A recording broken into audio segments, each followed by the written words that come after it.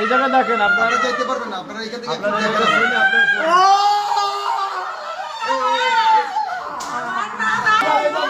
ভিতরে যেতে পারবেন না।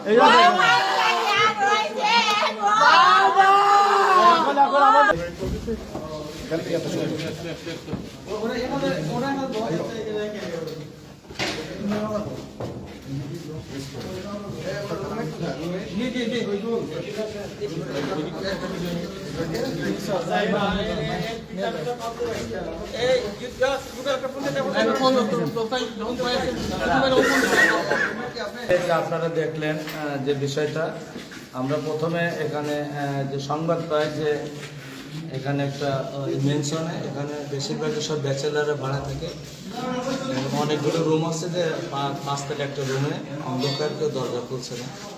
এই সংবাদে পাওয়ার সঙ্গে সঙ্গে কিন্তু আমরা এখানে চলে এসে আমাদের টিম নিয়ে আসার পথে দরজা এতভাবে আটকানো যে আমাদের দ্বারা খোলা সম্ভব না।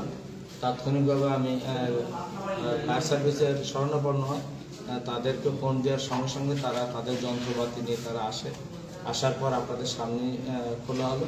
তবে আমরা আপনারা ভিতরে যে লাশটা যেভাবে দেখলাম আমরা, তাতে আমাদের কাছে মনে হচ্ছে যে আমাদের কাছে প্রাথমিকভাবে মনে হচ্ছে যে ছেলেটা আত্মহত্যা করছে। কী কারণে আত্মহত্যা করছে এগুলো আমরা তদন্তে বের করব।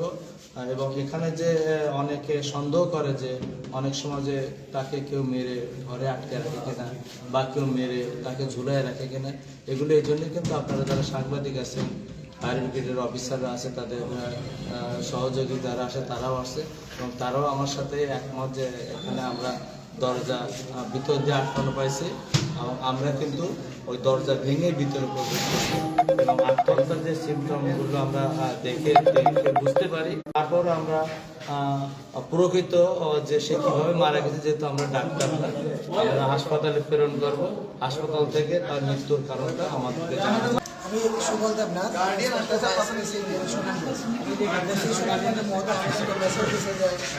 পশ্চিম বাজার মধ্যে অঞ্চলে একটা লোক আমরা সাথে আসে গার্ডিয়ান আসলে আপনারা